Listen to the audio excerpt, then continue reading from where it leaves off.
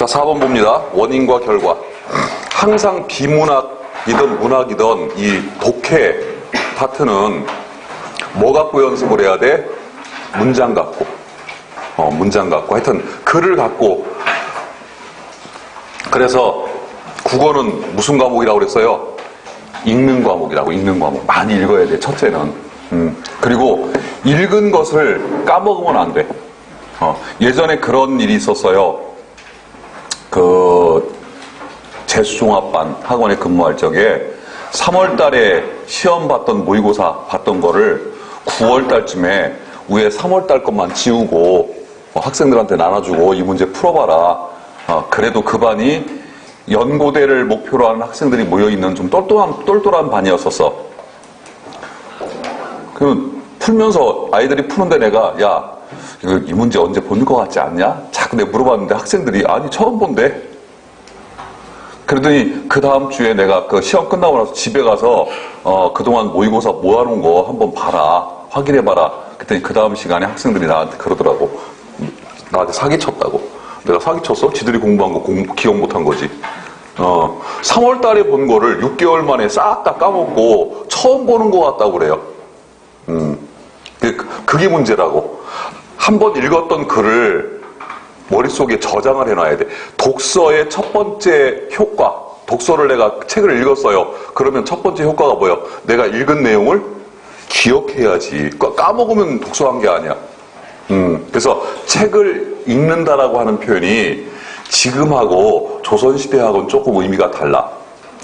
그 조선시대 16세기 기록이 노걸대 언해라고 하는, 아마 고등학교 때 배운 학생들이 있을 거야. 이 글을 노걸대 언해라고 하는 그 기록에 보면은 이런 그 어른하고 다음에 아이하고 대화를 나누는 장면이 있는데, 어른이 아이한테 물어봐요. 너 요즘에 무슨 책을 읽냐? 그랬더니 맹자를 읽습니다. 그럼 그 전에 무슨 책을 읽었냐? 소학을 읽었습니다. 이런 대화하는 내용이 나오는데, 그때 옛날 조선시대 때 어른들은 읽다라고 하는 개념이 지금의 암기하다는 개념이야. 그러니까 소학을 읽었습니다라는 얘기는 소학을 완전히 뗐다야. 암기했다야. 그러니까 우리는 지금 책을 한 권 띄었다 할 적에 그걸 완벽하게 다 책 한 권을 암기했다고 그게 아니죠. 한 번 그냥 어슬렁어슬렁 봐도 뗐다요. 그러니까 지금 읽는다, 우리가 책을 읽다라고 하는 그 의미가 굉장히 지금 현대 와서 가벼워졌다는 얘기야. 근데 그래 읽었으면은 다는 암기를 못해도 그래도 읽은 내용이 한 30%라도 머릿속에 저장이 돼 있어야 되는데 이게 저장이 안 돼 있어. 문제는. 그래서 제가 수업을 하다가 뭐 종합반이든 단과반이든 수업을 하다가 이 지문은 좋은 지문이에요. 내가 꼭 얘기를 해요. 이 지문, 이 글이 좋은 지문이다. 그러니까 배경 지식이 될 만한 그런 글이다. 이 작품은 좋은 작품이에요. 이 얘기는 뭐예요? 시험 문제 잘 나오는 작품이라는 얘기고, 시험 문제 잘 나오는 지문이라는 얘기죠. 그 얘기를 하면 지문을 기억해. 작품을 기억하고 문제를 기억하려고 하지 말고. 왜? 지문은 똑같은데 한 지문을 주고 여러 종류의 문제를 낼 수가 있죠. 문제는 얼마든지 만들어낼 수 있어. 종류별로. 지문만 주어지면. 그럴 때 학생들이 지문의 내용만 기억을 하고 있어도, 그러니까 시험장에 가서 딱 어떤 지문을 봤는데, 이거 내가 한번 본 지문 같아. 어디선가 읽어본 것 같아. 느낌이.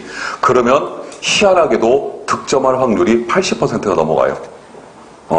그런데 지문을 딱 보는 순간, 문학도 마찬가지, 작품을 딱 보는 순간 전혀 못 봤던 거야, 이거. 너무 생경해. 그러면 그때 맞출 수 있는 확률은 내가 보기에 50%가 안 넘어요. 그만큼 이 독해는 문학이 됐건 비문학이 됐건 뭐의 싸움이다? 지문에 대한 자신감 싸움이에요. 내가 지문을 딱 처음에 글을 딱 첫 문장을 딱 읽었을 때, 내가 이거 어디서 봤어. 나 얘랑 친한 애야.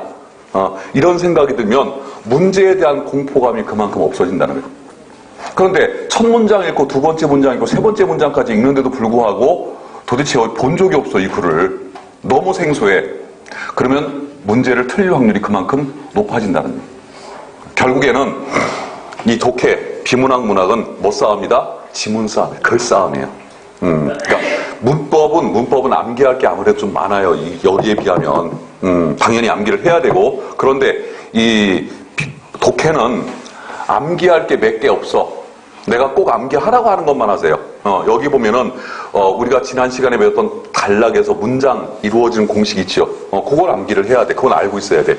또 가장 많이 암기를 해야 될 게 제재, 관점, 의도. 왜 거기서 문제가 나오니까. 그거 이외에는 글 속에서 자꾸 적용시키는 그 공식, 또 공식만 암기한다고 해서 다 끝나는 게 아니에요. 그게 아니라 그 공식을 얼마만큼 글에 잘 적용시키냐, 그 훈련을 해야 돼. 자, 네 번째, 원인과 결과예요. 원인과 결과. 이걸 인과 분석이라고 한다고 그랬죠. 인과 분석. 원인이 먼저 나오고 결과가 뒤에 나오는 문장 순서. 이거를 결과가 먼저 나오게 하고 뒤에 원인이 나오게끔 하는, 그렇게 쓰는 경우도 있다고 그랬죠. 그걸 원인 분석이라고 한다고 그랬죠. 원인 분석. 인과 분석, 원인 결과로 되어 있는 인과 분석은 중간에 문장과 문장 사이에 그래서 그러므로 따라서 같은 무슨 관계 연결어? 인과 관계 연결어가 보여요. 근데 원인 분석은, 즉 결과를 먼저 써놓고 그 뒤에 이제 원인을 써놓는 원인 분석은 뭐가 나와? 왜냐하면 뭐뭐이기 때문이다 하는 근거 제시문이 나온다고, 항상. 그래서 인과 분석은 주로 설명문에서 많이 쓰는 방법이 이게. 원인 분석, 즉 결과를 먼저 써놓고 그 다음에 원인을 써놓는 방법은 주로 논설문에서 많이 쓰는 방법이에요. 자, 문장 봅니다. 산업사회는 특히 원인과 결과로 돼 있을 때는 뭘 또 주의해야 되냐? 원인에 해당하는 정보와 결과에 해당하는 정보를 파악할 줄 알아요.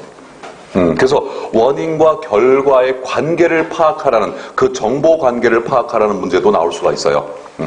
자, 산업사회는, 제재는 일단 산업사회가 되죠. 기계와 기술을 개발했고, 뭘 개발했어? 기계와 기술. 다음에 공업화에 의해서 뭐가? 산업사회가, 아직은 주어가 산업사회예요. 공업화. 다음에 대량 생산과 소비를 가능하게 했다. 뭘 가능하게 해서? 대량 생산과 소비. 이런 것들이 일단 핵심 정보들이에요. 핵심 정보. 사람들은 그래서 중간에 뭐가 생략돼 있어? 그래서가 생략돼 있는 거예요. 지금 연결어가. 그러니까 연결어가 꼭 있다고 해서 인과관계일 수도 있지. 당연히 연결어가 있으면 인과관계죠. 근데 연결어가 없어도 내가 넣어보는 거야. 거기다 연결어를. 책을 읽으면서. 그래서 그래서가 들어가. 문장을 읽어보니까 그 무슨 관계? 인과관계. 이게 바로 뭐요? 이게 독해예요. 독해라고 하는 말은 배웠다시피 읽고 이해한다. 또한 읽고 해석한다요. 그러니까 영어만 해석하는 게 아니라 우리 한국어로 된 글도 해석을 할 줄 알아요. 본인이. 자, 그래서 사람들은 물질적 부를 즐기는 방향으로 쏠렸다. 그래서 첫 번째 원인이 산업사회가 기계와 기술을 개발했고, 첫 번째 원인. 다음에 공업화에 의해서 대량 생산과 소비를 가능하게 해서, 이게 두 번째 원인. 두 가지 원인 때문에 첫 번째 결과가 뭐라고? 물질적 부를 즐기는 방향으로 쏠렸대. 다음에 사회의 가치평가가 생산과 부를 표준으로 삼기 이르렀대. 그러면 결과가 두 개 나왔지요? 각 개인들은 물질적 부를 즐기는 방향으로 쏠렸고, 다음에 이 사회의 가치관 자체가 변했어. 어떻게? 생산과 부를 표준으로 삼는. 예를 들어서 누굽니까? 그 축구 선수. 현재 우리나라를 대표하는 축구 선수 이름이 뭐였었지?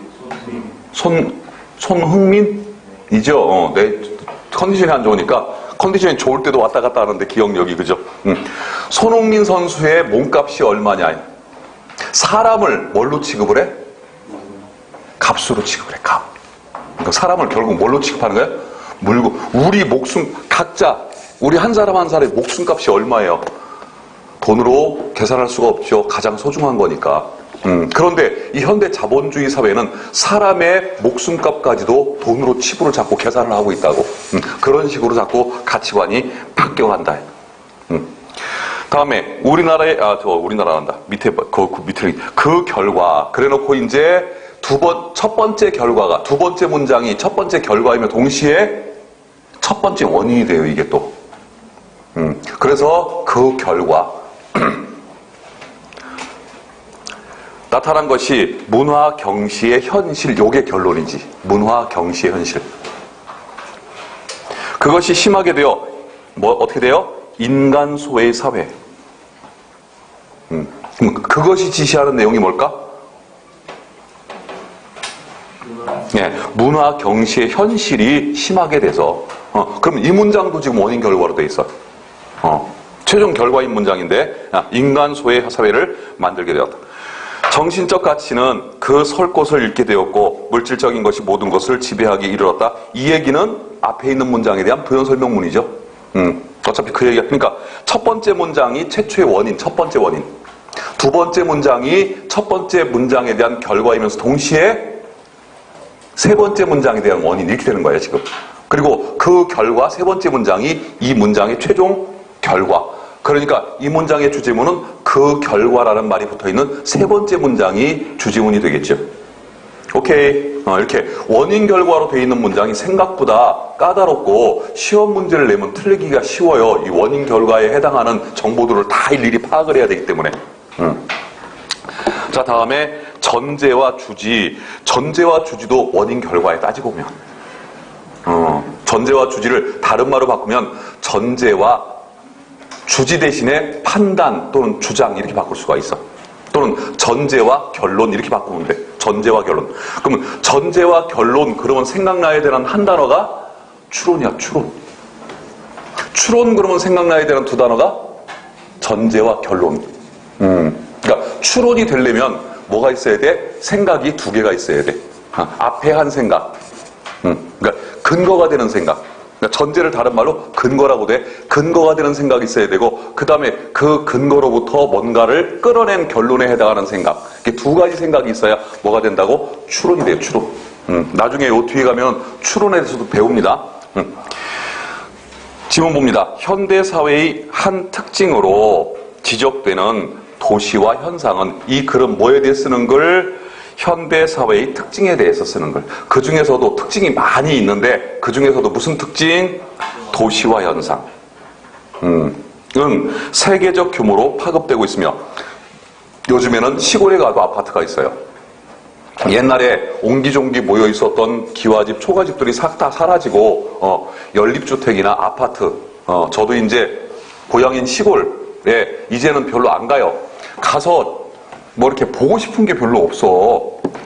예전에 예전 모습이 남아있을 때만 해도 가면은 그래도 이렇게 정겨운 그런 느낌이 들었는데 지금은 뭐 노인네들 몇 명이 사는 동네, 시골은 대부분 그렇죠. 그러니까 노인네들이 몇 명이 사는데 각자가 집이 이렇게 떨어져 있으면 오히려 더 불안해. 각자가 무슨 일이 있는지도 모르고. 그래서 이제 연립주택을 지어가지고 아파트처럼 조그맣게 연립주택을 지어서 그 노인네들이 그 연립주택에 모여 살아. 한 군데. 물론 이제 그분들한테는 그게 필요하긴 하겠지요. 그게 효율적이고 또 관에서도 그 관리하기가 쉬워. 저희 작은아버님도 농사지었던 분인데 농약을 뿌리고 한참 농약을 뿌리고 또 촌에서 농사짓는 분들은 술을 좀 많이 하셔. 농사지면서 막걸리 같은 거 이제 힘이 떨어지니까 그러면서 막걸리 먹으면서 농약을 뿌리고 집에 들어와서 화장실에서 힘쓰다가 그냥 화장실에서 자빠진 거예요. 근데 그때 작은 어머니도 뭐 풍이 와가지고 서울에 입원해 있었고 작은 아버지 혼자 이제 집에 있었는데 아무도 돌볼 사람이 없었지. 그러니까 쓰러진 지 몇 시간 지난 다음에 복지과에서 노인들 사는 집들은 시골에서는 몇 시간 간격으로 연락을 해요. 이 사람이 살았나 죽었나 계속 확인을 하는 거야. 아무리 연락을 해도 안 받으니까 담당 사회복지사가 우리 작은 집에 와서 보니까 작은 아버지가 화장실에 쓰러져 있는 거야. 이미 돌아가셨어요. 그러니까 쓰러진 지 몇 시간이 지난 다음에 발견이 된 거지. 그러니까 그런 상황이 발생을 하기 때문에 요즘엔 시골에서도 시골에 사는 분들이 모여서 아파트나 연립주택을 지어가지고 이제 거기서 그분들한테는 그게 필요해요. 하지만 바깥에 살다가 고향에 이렇게 가서 보면 외부 사람들은, 나 같은 사람들은 그 고향에 정겨웠던 그런 집들이나 이런 게 싹 다 사라지고 네모 반듯한 연립주택 하나 서 있고 참 삭막해. 시골에 가도. 그런 게. 그리고 우리 대한민국의 도서지방 어느 지방에 가도 다 인터넷이 되고 와이파이가 다 터져. 제가 지난 여름 휴가 때 보길도라는 섬을 저는 한 2, 3년에 한 번 거로 가는 섬인데, 그 윤손도 선생이 어부사이사를 지었던 그 유명한 섬이에요. 그 섬도 와이파이가 다 터져. 안 되는 게 없어, 인터넷이. 지금 그런 식으로 다 도시화, 그러니까 배를 타고 가야 되는 조그만한 섬에서도 도시에서 누릴 수 있는 것들을 웬만한 건 다 현재 누리고 있어. 그런 도시화 현상. 그래서 첫 번째 문장을 읽으면서 어떤 제재가 딱 나오잖아, 도시화 현상. 그러면 여러분들 지금은요, 본인이 생각을 해봐. 도시화 현상이 뭐지? 하고 한번 생각을 해봐. 그래서 첫 문장을 읽고 생각하고 추리하고, 첫 단락을 읽고 이 글이 어떻게 갈 건지 생각하고 추리하고 하는 연습을 지금 하셔야 돼. 시험장에 가서는 그거 할 시간이 있어, 없어? 없어요. 근데 그 연습을 하신 분들은요, 시험장에 가서 자연스럽게 막 떠올라와. 떠올라와. 그러니까 그 뒤에 나오는 내용들이 이미 내가 생각한 내용들이 뒤에 이어지는 거야. 그러니까 독서의 속도가 어때? 빨라지죠. 시험장에 가서 빨리 읽으라고 그런 연습을 지금 하는 거예요. 다시 한번, 현대사회의 한 특징으로 지적되는 도시화 현상은 세계적 규모로 파급되고 있으며, 이로 인해서 뭐로 인해서 세계적 규모로 파급되는 도시화 현상으로 인해서 도시 이외의 지역에도, 도시 이외의 지역은 시골이죠. 도시적 생활 양식 및 매스미디어에 의한 대중문화의 보급이 이루어지고 있다. 도시적 생활 양식 및 매스미디어 대중매체라고 우리 한국어로 해석이 되죠. 대중매체. 의한 대중문화의 보급이 이루어지고 있다. 그러니까 아주 산골짜기 시골에서도 방탄소년단이 공연하는 모습을 볼 수가 있어. TV로 다, 인터넷으로.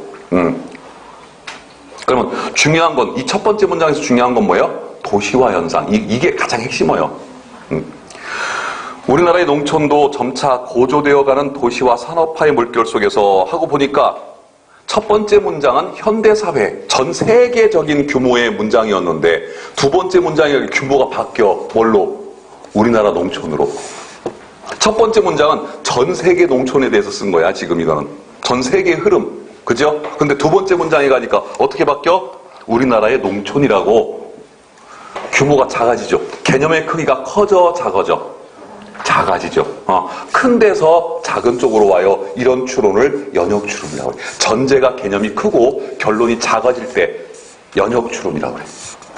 전제가 개념이 오히려 작고 그리고 결론이 개념이 커지면 귀납추론이라고 해요. 우리나라의 농촌도 점차 고조되어가는 도시화 산업화의 물결 속에서 여기 그 해체와 재편성이 진행되고 있으며, 그 해체와 재편성, 뭐의 해체? 농촌의 해체. 옛날에 농촌이 갖고 있었던 모습이 사라져가, 사라져간다고. 그리고 다시 편성이 돼. 어떻게? 도시처럼 다시 바뀌어. 이런 뜻이에요. 농민의 생활과 의식도, 문제는 이것도 문제지. 농민의 생활과 의식이 어떻게? 자꾸 도시화. 예전에는 농촌에 가면 참 인심이 넉넉하다는 게 느껴졌는데 지금은 오히려 농촌이 더, 내가 보기엔 도시보다 더 삭막한 것 같아, 인심이 이제는. 그래서 변용이란 단어가 보이죠? 변용. 모습을 바꾼다라는 뜻이에요. 모습을 바꾼다.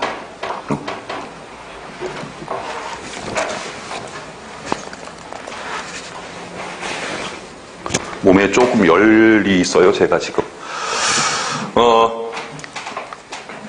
글을 읽을 때 항상 이렇게 지금 여러분들은 정독을 하세요. 하나하나 찾아가면서. 이렇게 안 해보셨잖아. 솔직히 그죠? 대충 읽었잖아. 그죠? 또 예전에 고3 때도 고등학교 때도 문제 맞춰가지고 글을 읽었잖아. 처음에 공부할 때는 어떻게? 지문 중심으로 하세요. 지문 중심. 내가 고등학생들한테도 무지무지하게 강조를 합니다. 고등학교 1, 2학년 때는 글을 읽어라. 문제를 풀려고 하지 말고 그걸만 잘 읽으면 문제 풀린다. 그냥. 왜? 다음 글을 읽고 물음에 답하시오 하냐. 그죠? 3학년 때 가서 문제 위주로 공부해도 된다. 글을 위주로 공부한 사람이 3학년 때 가서 문제 풀이하면 잘해요. 근데 1, 2학년 때부터 문제 위주로만 대충 글을 읽었던 사람들은 3학년 때까지 못 풀어. 학생들이. 여러분들 마찬가지. 지금은 적어도 금년 12월까지는 지문 중심으로 공부하세요. 지문 중심으로. 글을 완벽하게 내가 모르는 단어 사전에 다 찾아가면서 그 문장과 문장이 어떤 관계에 있는가 이런 것까지 다 찾아가면서 다음에 6번째, 주지문이 나오고 다음에 그 주지문에 대한 반박, 반론을 펴는 문장이 나오고 그 다음에 주장하는, 이건 논설문 스타일이죠. 먼저 주지문이 나오는데 이때 주지문은 필자의 의견에 반대되는 의견에 해당하는 문장이야. 또는 이런 경우도 있어요. 일반적 통념인 경우가 있어. 일반적 통념. 주로 일반적 통념이 문장이 첫 번째 문장이 나오면 분명히 그 통념은 어떻게 돼? 부정됩니다. 그래서 첫 번째 문장이 나온 다음에 꼭 그 뒤에 뭐가 나와? 역적 관계 연결어, 그러나 반면에 하지만 이런 것들이 따라 나와요. 자, 봅니다. 과학 활동이란, 제재는 과학 활동. 이렇게 제재 관점의도 이거 자꾸 찾아야 돼.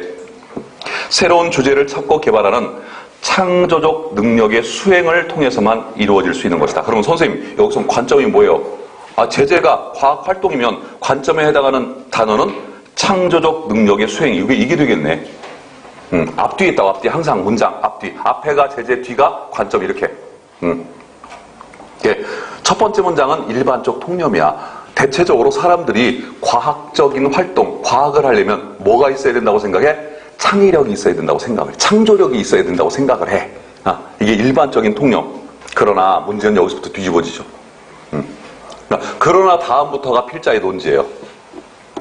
토마스 쿤, 토마스 쿤이 나오는 지문 굉장히 잘 나옵니다. 우리 지문에 문제. 이 토마스 쿤이라고 하는 사람은 세계 최초의 과학학 학자예요. 과학학, 이게 뭐야? 과학자도 아니고 과학학자.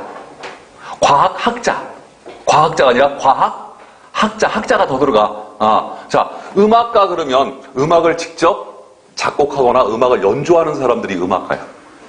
화가, 미술가 그러면 직접 그림을 그리거나 조각을 하거나 이렇게 뭔가 창조해내는 사람이 미술가야. 그죠? 근데 음악학자, 음악자, 미술학자 이런 말이 있어요, 없어요? 음악과나 미술과에 있어요. 그 음악학자나 미술학자를 합해가지고 우리는 미학과라고 그래. 미학과. 그럼 음악학자는 뭐 하는 사람이야? 음악에 대해서 연구하는 학자야. 이 사람은 노래 잘 불러, 못 불러? 잘 못 불러. 학자라서. 이 사람은 작곡할 수 있어, 없어? 작곡도 하긴 하겠지만 잘 못해. 이 사람은 학자야, 학자. 미술학자는 뭐예요? 미술이라고 하는 학문이, 미술이라는 학문, 미술을 학문적으로 연구하는 사람이 미술학자야. 그럼 과학학자는 뭐예요? 과학자는 뭔가를 발견하고, 누구처럼 뉴턴 또는 아인슈타인처럼 뭔가를 발견하고 연구하는 사람인데 새로운 걸 자꾸 찾아내는 사람이에요. 근데 과학학자는 뭐냐? 과학이라고 하는 학문이 무엇인가에 대해서 연구하는 학자가 과학학자예요. 그 세계적인 현대적인 과학학자 중에 가장 최초의 과학학이라는 말을 처음 썼던 사람이 바로 이 토마스 쿤이라는 사람이에요. 이 토마스 쿤이 나오는 이 얘기가 참 잘 나와요. 저 지문에. 토마스 쿤이란 사람이 나오면 꼭 나오는 단어가 하나 있어. 패러다임. 여기도 나올걸? 있네. 여기 패러다임. 이 패러다임이란 말을 최초로 썼던 사람이 이 토마스 쿤이라는 사람. 우리 지문에 참 잘 나와요. 토마스 쿤으로 대표되는 과학학 연구자들은 과학에 대한 기존의 생각들을 비판하면서 그 기존의 생각이 뭐야? 앞에 있는 문장. 앞에 있는 문장에 해당하는 생각. 창조적 능력이 과학 활동의 수행에 필요한 우선적인 요건은 아니다라고 주장을 한대요. 아니야. 우리는 흔히 창조적인 요건, 창조적 능력이 있으면 다 과학자가 될 거로 생각을 하는데 그렇지가 않대요. 즉, 뭐 할 때 쓰는 말? 부연 설명할 때 쓰는 연결. 가장 대표적인, 부연 설명할 때 쓰는 가장 대표적인 연결어. 대부분의 과학자가 일상적으로 수행하는 연구 활동은 특정한 패러다임 내에서, 그럼 패러다임은 뭐냐? 한 시대, 전체 이제 전 세계에 어떤 학문에서 한 시대의 학문적 기준이 되는, 전 그 학자들의 가치관. 그러니까 이 패러다임은 그 시대의 학문에 뭐가 돼? 기준이 되는 가치관이 패러다임이에요. 가끔씩 패러다임을 바꾸어 놓는 과학자들이 나타나. 예를 들어서 지구는 지구는 가만히 있는데 천체가 돌아. 무슨 설? 천동설. 아니야. 천체는 가만히 있는데 지구가 돌아. 지동설로 바꾼 사람이 코페르니쿠스죠. 그럼 코페르니쿠스는 패러다임을 바꾼 사람이야. 그럼 그 이전까지 모든 과학자들은 연구를 할 때 뭐를 기준으로 연구했어? 천체가 돈다는 걸 기준으로 연구를 했어요. 그게 전제야, 그게. 거기서 못 빠져나와. 그러다 패러다임이 바뀌면 다시 이제 그 패러다임 안에서 연구를 해. 전 세계 과학자 중에 가장 유명한 과학자 그러면 바로 아인슈타인을 치죠. 그 아인슈타인을 치는 이유가 뭐냐? 아인슈타인은 자기 스스로 패러다임을 3번을 갈아치웠어요. 자기가 하나 만들었어. 일반 상대성 이론. 그걸 스스로 비판하고 깨고 몇 년 만에 다시 또 다른 걸 만들었어. 그리고 또 그걸 또 자기가 스스로 깨고 또 그러니까 다른 사람이 A라는 학자가 만든 패러다임, 그 A라는 학자 때문에 생긴 패러다임을 뒤에 이제 후배 B라는 학자가 깨는 경우는 숱하게 많았었는데 본인이 만들어 놓은 패러다임을 본인이 깨는 경우는 거의 극히 과학사에서 찾기가 힘든데 그거를 3번씩이나 깬 사람이 바로 아인슈타인이. 최근에 작고하신 그 호킹스 박사, 그분도 2번 갈아치웠어. 그런 것들이 바로 패러다임이 하나 정해지면 그 시대에서 과학 연구를 하는 모든 과학자들은 뭘 기준으로? 그 패러다임을 기준으로 연구를 해요, 항상. 그게 패러다임, 가치관, 기준. 수수께끼를 풀이하는 것으로서의 그림이나 글자를 맞추는 행위와 비슷하다라고 이 문장의 서술 방식을 유추라고 그래요. 유추. 비유, 뭐뭐와 비슷하다. 비유. 따라서 하고 이제 결론이 가죠. 이 문장이 주제문이에요.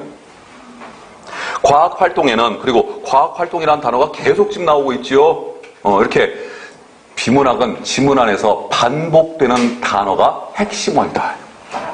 과학 활동은 새로운 주제를 개발하는 보다니까 여기까지 중요한 거 아니야. 버려.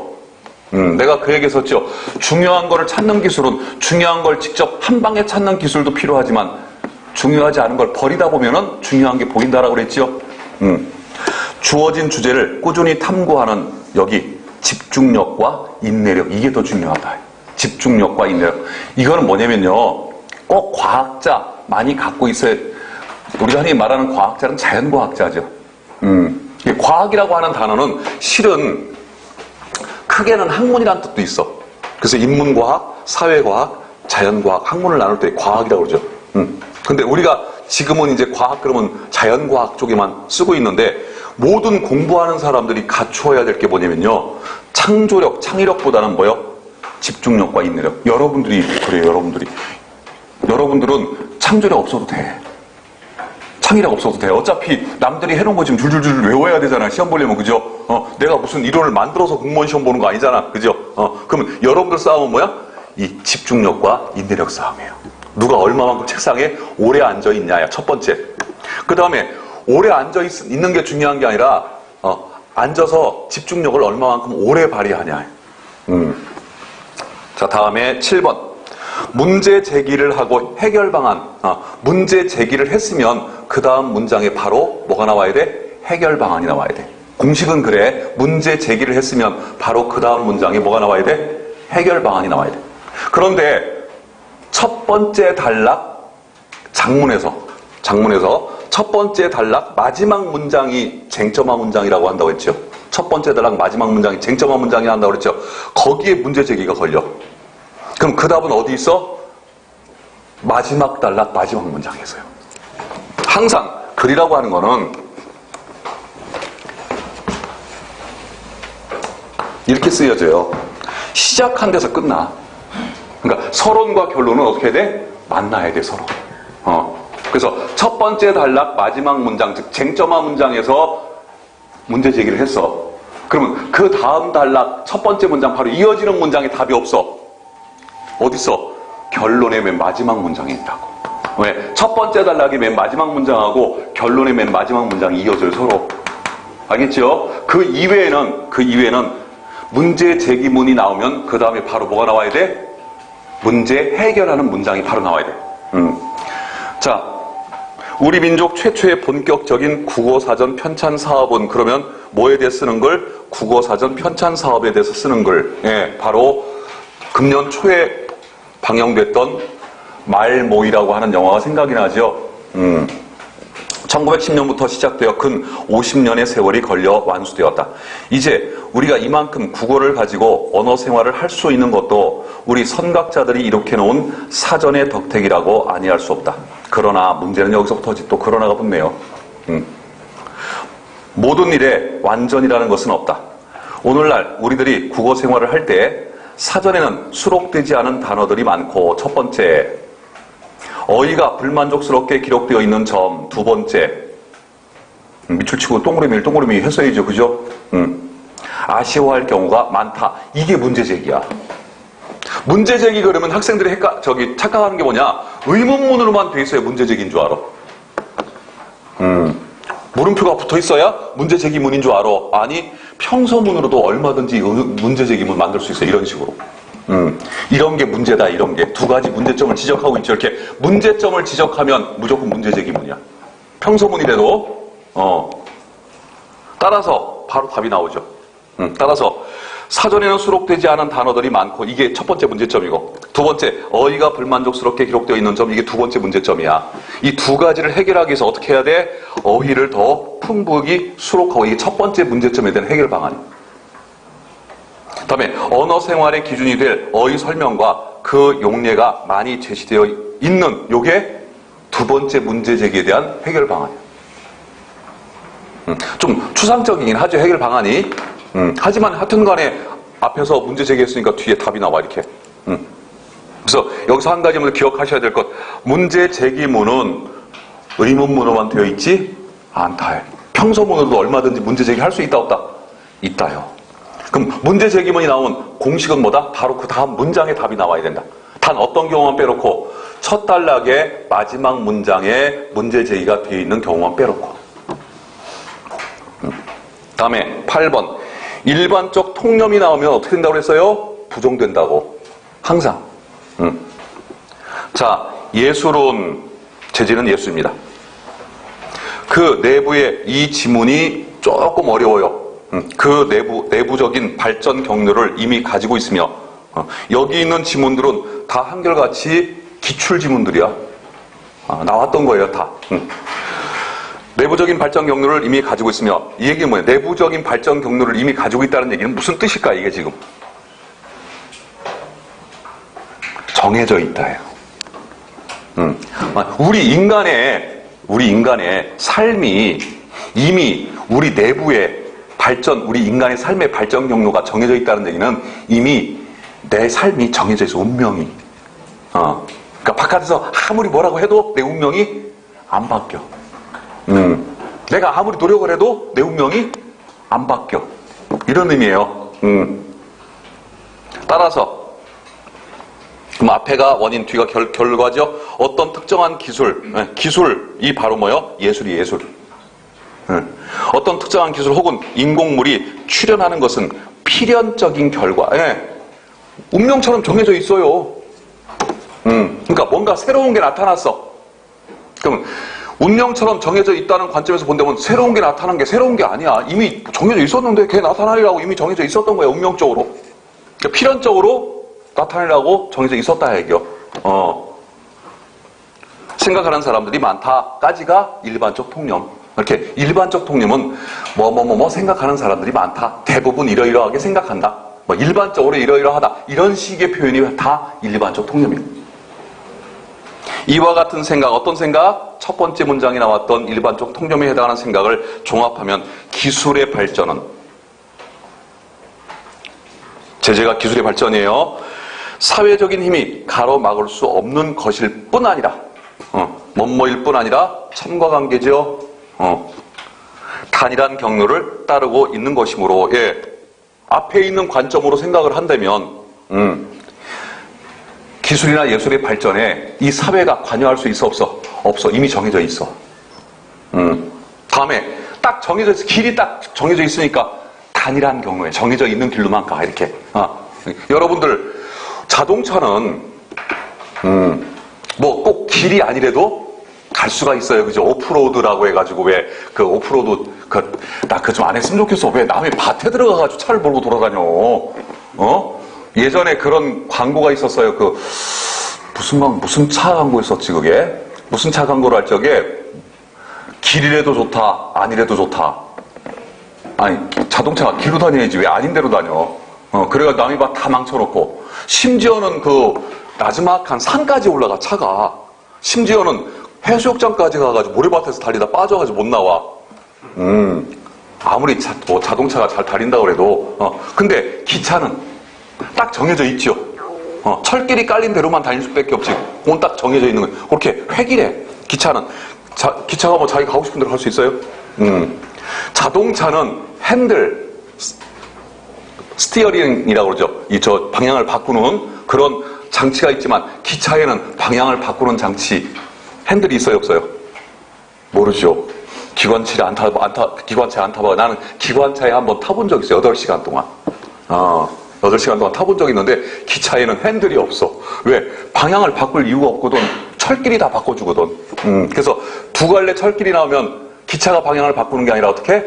컨트롤 타워에서 그 철길을 이렇게 붙여줘. 이렇게 움직여줘. 그래서 거기에 맞춰서 차가 가는 거야. 자, 다음에.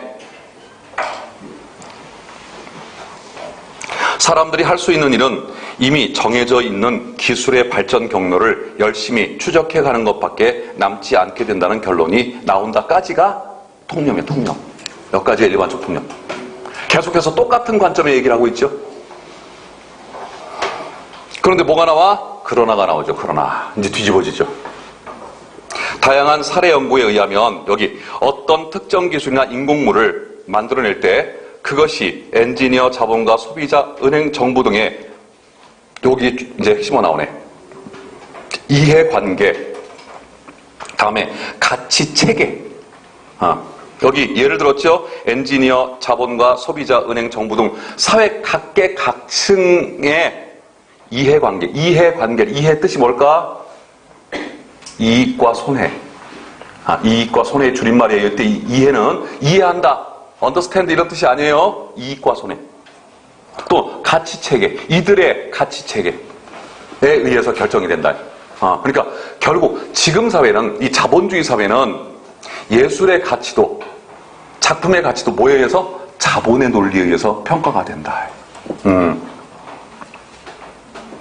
그거를 가장 잘 이용했던 미술가, 살아서 그러니까 세계 역대 미술가 중에 살아서 그렇게 부자로 살았던, 대부분 이 음악가나 미술가든 살아있을 때 그렇게 뭐랄까요, 행복하게 산 사람들이 별로 없어. 그죠? 뭐 고시 화가 중에 고후? 자기 귀 자른 사람? 하여튼 자기 귀도 자를 정도로. 근데 그 미술가 중에 어떻게 보면 물질적으로 굉장히 풍요롭게 죽는 순간까지 살았던 사람이 바로 피카소예요. 이 피카소는 그걸 간파했던 거예요. 자본주의의 논리를 간파하고 자기가 그린 그림을 화랑에 갖다 놓고, 화랑 주인도 안 받아. 처음에는 이 사람이 누군지도 몰라. 아니, 그냥 받아주세요. 싸게 사가는 사람이 있어도 그냥 팔으라고. 안 남아도 좋으니까 무조건 팔아라.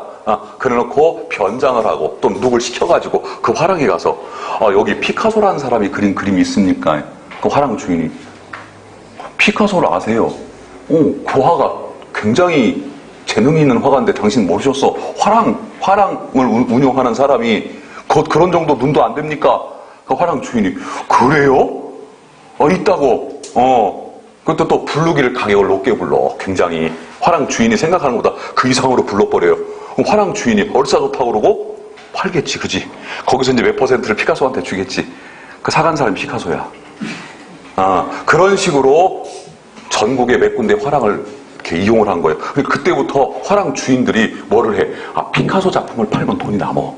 그러니까 피카소를 광고를 하고 다니는 거야. 이 사람 대단한 사람이다. 그림 잘 그린다. 이 사람 그림 갖고 있으면 나중에 한 10년만 갖고 있으면 이거 그림값 무지하게 올라간다. 이런 식으로. 그래가지고 피카소가 이제 그때부터 유명해지기 시작했다는 거 아니에요. 그러니까 자기 순수하게 그림 실력으로 유명해진 사람은 아니, 따지고 보면은. 그 대표적인 과학자, 기술자죠. 엔지니어죠. 대표적인 엔지니어가 바로 에디슨이에요. 이 에디슨도 실은 다른 사람이 발명한 것들을 자기가 발명한 것처럼 한 경우가 굉장히 많아. 아마 에디슨이 발명품 중에 절반은 그런 걸 거야. 그러니까 자본주의 논리를 알고 시작을 한 거지. 그러니까 결국 피카소나 에디슨 같은 경우는 엔지니어이면 또는 예술가이지만 실은 어떤 능력까지 가지고 있는 사람? 비즈니스 능력까지 가지고 있는 사람들, 실은.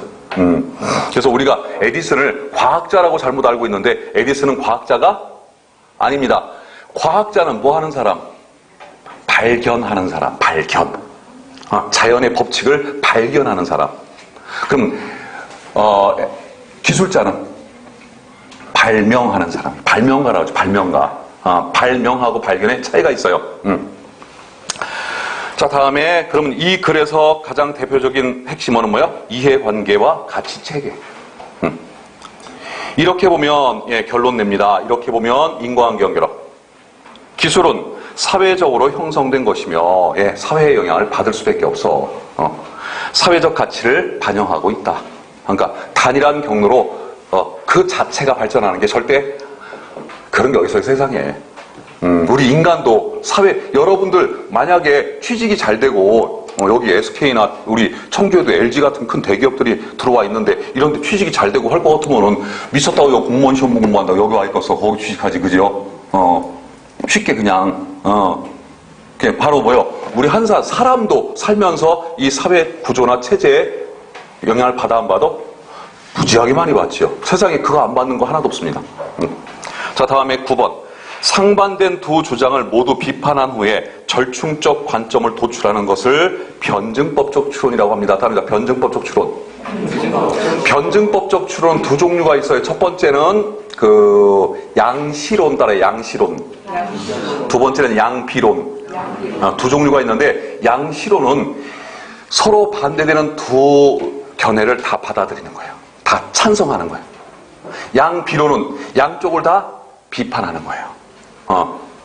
예전에 황희정승이라는 분이 있었죠. 황희 선생이 정승을 했던, 영의정을 했던 때가 언제, 어떤 왕 때죠?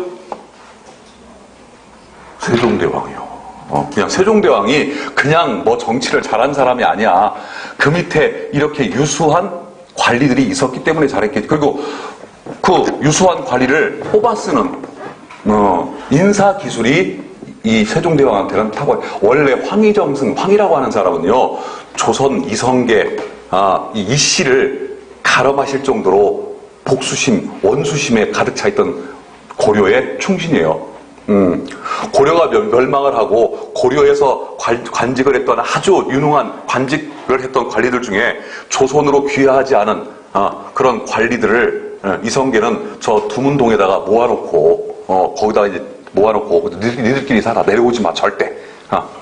얘네들 내려오면 자꾸 고려 부흥 운동을 하니까 인심을 흐트리니까 너희들 내려오지 마. 여기서만 살아. 목숨은 살려줄게. 왜? 나도 고려의 신하여서 관리였어. 이성계도 그죠? 너희들 나랑 같이 고려의 관리였었기 때문에 그 정을 생각해서 너희들 살려줄 테니까 거기만 살아. 근데 태종 이방원은 참 죽이는 기술이 뛰어난 사람이죠. 죽였어. 거기다 불러버렸어요. 미리 경고를 했지요. 내려와. 나를 따르지 않는 놈 다 죽어. 근데 이제 그 중에 몇 명이 살아있어야 우리가 고려 부흥운동을 할 거 아니냐. 호랑이를 잡으려면 호랑이굴로 들어가자. 그리고 거기서 나온 사람이 바로 대표적인 사람이 황희정승이야. 나와가지고 나머지는 이제 거기서 다 불타 죽었지. 그 역사적 기록이 있어요. 나와가지고 이제 조선의 관리가 돼요. 처음엔 이제 미간 말찍이겠지. 마음으로는 이 이시조선을 씹어먹으려고, 막 복수를 하려고. 그런데 결국은 이시조선의 충신이 돼요. 누구의 충신? 세종대왕의 충신. 그런 원수까지도 자신의 충신으로 만드는 세종대왕의 인사기술. 이게 참 아니, 지금 보세요. 정치적인 얘기지만, 한 사람 때문에 지금 나라가 지금 시끄럽잖아. 그죠? 저는요, 다른 건 모르겠어요. 보수든 진보든 나는 그걸 떠나가지고, 한 사람 때문에 나라가 이렇게 두둥강이 나는 건 그렇게 옳은 일은 아니다라고 생각을 합니다. 아무튼 더 이상은 서로 생각이 다르니까. 황희정승이 또 유명한 판관으로도 유명해, 동네에서. 이 황희정승이 청백리, 따라해, 청백리. 청렴결백한 관리를 가리키는 한자성어가 청백리라고 그러죠. 청백리의 표상이야. 이 양반이 영의정을 하고 있는데도 불구하고 초가집에 살았어. 기와집이 아니라 초가집에. 하루는 동네 사람들이 둘이 싸우다가 도저히 해결이 안 되니까 야, 우리 저기 황희정승한테 가서 좀 판결 좀 받자. 그래서 둘이 왔어. 이 얘기 알 거예요.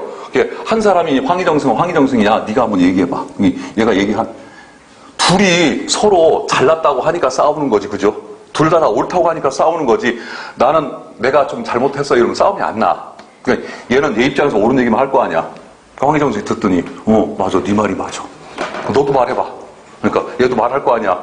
황희정승이 말 듣더니 네 말도 맞아.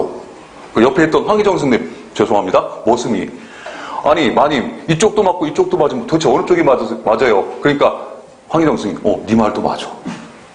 뭐야? 얘 입장에선 얘가 맞는 거야. 얘 입장에선 얘가 맞는 거고 또 그 말을 듣고 있는 얘 입장에서 얘가 맞는 거예요. 이게 양시론이에요. 양시론.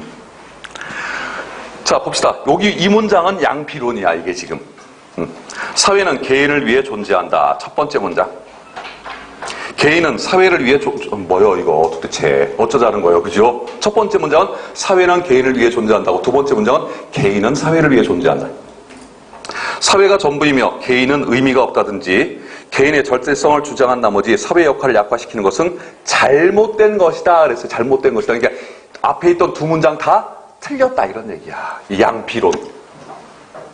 그래놓고 거기서 끝나면 안 돼. 그래서 어떠냐고 결론이 나와야 돼요. 추론이 되려면 뒤 마지막 문장이 이제 결론이야. 개인의 존재와 가치를 무시하는 사회가 되어도 안 되나 사회적 가치와 의미에 개의치 않는 개인이 그러니까 두 개 다 중요하다 이런 얘기야. 어느 쪽이 우선될 수가 없다. 사회적 가치도 중요하고 개인적 가치도 중요하다. 우리나라는 80년대까지는 대체적으로 사회적 가치를 중시하는 내가 명언 세계적인 명언 중에 이제는 좀 바뀌어야 될 명언이라고 생각하는 게 바로 미국의 대통령 케네디의 말. 케네디가 뭐라고 했습니까? 그때 이제 그런 말을 한 게 바로 이제 지금 세대와는 좀 안 어울리지. 국가가 나에게 무엇을 해줄 건지 기대하지 말고 내가 국가를 위해서 뭘 할 건지 한번 생각해봐라. 이런 말을 케네디가 했어요. 근데 지금 세상은 바뀌었어 지금. 그죠? 내가 국가를 위해서 뭘 해 하기는 국가가 나를 위해서 해줘야지. 그때 그 국가를 대변하는 사람들이 누구야? 바로 여러분들이 되고자 하는 사람들. 공무원들이에요. 공무원들. 그러니까 결국은 권력기관이죠. 권력기관. 국가 권력, 공권력이라고 그러죠. 공권력. 자, 10번 넘어갑니다. 구체적 사례를 제시한 후에 일반 이게 바로 귀납추론이야. 이게 귀납추론. 짜잘하게 이제 구체적 사례, 짜잘한 것들을 쭉 해놓고 그래서 이런 것들 때문에 이렇다 이렇게 큰 결론을 내려가는 거. 귀납추론. 예수는 인류에 대한 사랑을 부르짖었다. 첫 번째 예수 얘기. 공자는 인의 예지를 최고의 덕목으로 삼고 살아가야 한다고 가르쳤다. 두 번째 공자 얘기.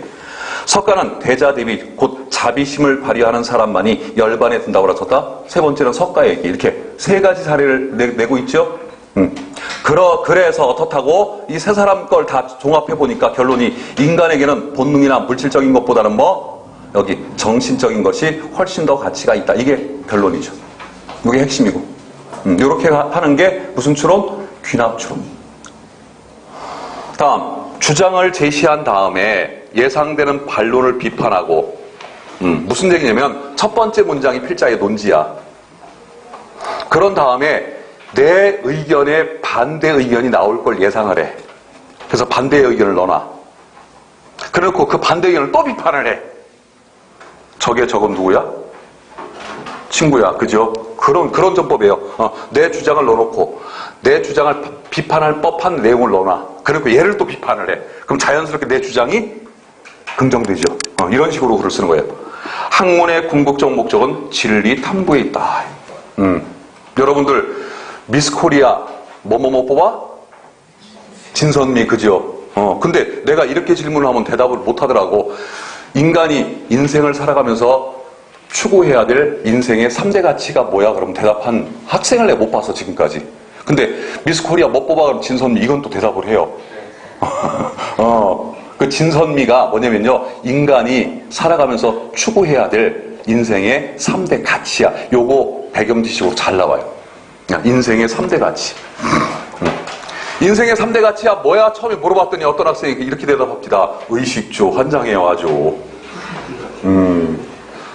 그거는 사람이 인생에서 기본적으로 갖춰줘야 되는 거지. 그 수단이지, 수단. 그럼 진은 뭐의 줄임말이야? 진리, 트루스. 진리.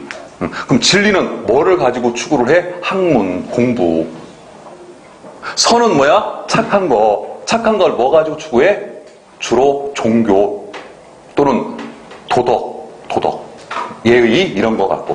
그 다음에 미는 아름다운 거죠. 아름다운 거 뭐 갖고 추구해? 예술. 그 예술의 궁극적 목적은 뭐야? 미적 가치의 탐구야. 학문의 궁극적 목적은 뭐야? 진리 탐구에 이렇게 된다고. 또는 도덕이나 또는 종교가 궁극적으로 추구하는 게 뭐야? 착하게 사는 거야, 착하게. 그래서 가끔씩 목욕탕 가면요, 어떤 아저씨가 여기다가 착하게 살자라고 이렇게 글씨를 세게 갖고 다니는 아저씨, 주로 안 착한 사람들이, 그런 사람들이 많아. 자, 학문의 궁극적 목적은 진리 탐구에 있다, 주지문. 바로 결론이에요, 이게 바로. 이거는, 이 문장은 진리야, 진리. 문장 자체가 진리야, 그냥. 정해져 있어, 이렇게. 탐구로서의 학문이 현실과 동떨어진 것일 가능성이 있다. 그렇죠. 그래서 우리나라는 기초과학을 안 하죠. 왜? 돈이 안 되거든. 그러다 보니까 컴퓨터를 못 만들어, 우리나라가. 만들긴 만들어. 그런데 만드는 가격이 너무 비싸. 삼성에서 예전에 CPU를 한번 만들었던 적이 있어요. 한번 인텔하고 싸운다고. 근데 돼, 안 돼? 안 돼. 자, 우리 컴퓨터에 보면 다 인텔 인사이드라고 써 있어, 그죠? 또 그게 써 있어야 또 사람들이 우리 한국 사람들은. 그때 인텔 인사이드의 뜻이 뭐예요? 인텔사에서 만든 CPU가 내장돼 있다, 이런 뜻이야. 근데 그 CPU 안에 내장돼 있는 반도체는 다 어디 거야? 100% 한국 거야. 그런데 우리는 CPU를 못 만드는 게 아니라 만들긴 만들어 놓는데 어떻게? 인텔사하고 경쟁이 안 돼. 문제는 거기에 있는 거예요. 탐구로서의 학문이 현실과 동떨어진 것일 가능성이 있다라고 반론을 하죠. 그럼 이 반론을 다시 비판하면 다시 필자의 주장이야. 학문은 현실 생활부터 유리된 것처럼 보일 때, 유리 뜻이 뭐예요? 앞에 나왔어. 동떨어지다. 가끔 그의 가장 풍부한 축복을 현실 생활 위에 내리는 수가 많다.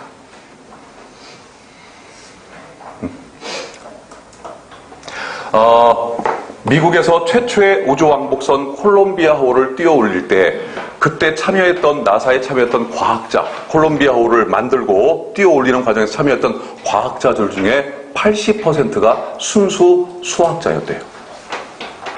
그러니까 순수 과학이 받쳐주지 못하면 응용 과학이 살아 못 살아? 문제는 못 살아요. 그러니까 우리나라가 지금 장기적인 플랜을 가지고 지금 세계적인 이 경제, 이 악재에 대비를 해야 되는데 가장 좋은 해결책은 뭐냐? 좀 시간이 걸려도 이제 순수과학을 키워야 돼요. 다음에 학문의 목적은 진리 탐구에 있다. 끄세요, 잠깐. 카메라 꺼.